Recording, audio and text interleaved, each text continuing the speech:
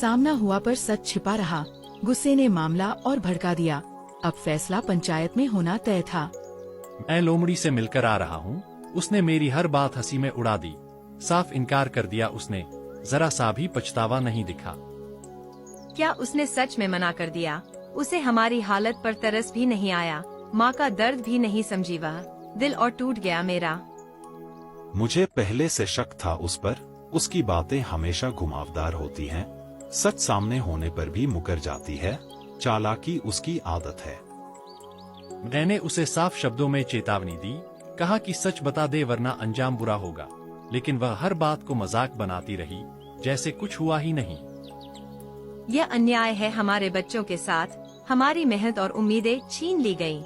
अब चुप रहना कमजोरी होगी। हमें न्याय चाहिए। हाँ, अब फैसला अकेले नहीं होगा। जंगल के सामने सच आएगा।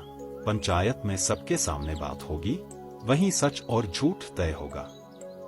मैं भी यही सोचकर आया हूँ। अब मामला बड़ा हो चुका है। इसे जंगल के राजा तक ले जाना होगा, तभी न्याय मिलेगा।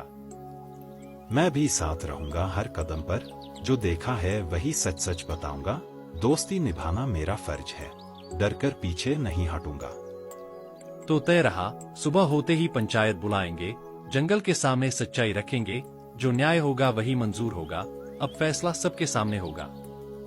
अन्याय के खिलाफ आवाज उठ चुकी थी। तीनों ने न्याय का रास्ता चुन लिया। अब फैसला जंगल की पंचायत में होना था। जंगल की पंचायत शुरू की जाती है। सब अपने अपने स्थान पर शांत रहें। आज एक गंभीर मामला सुना जाएगा। न्याय सबके सामने होगा। महाराज, हमारे अंडे चोरी हुए हैं। यह हमारे बच्चों का सवाल है। हम अंदर से टूट चुके हैं। हमें न्याय चाहिए। आरोप किस पर है, साफ बताओ। बिना नाम के फैसला नहीं होगा।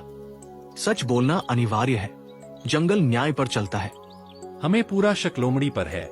चाल से पहरेदार हटाया गया था।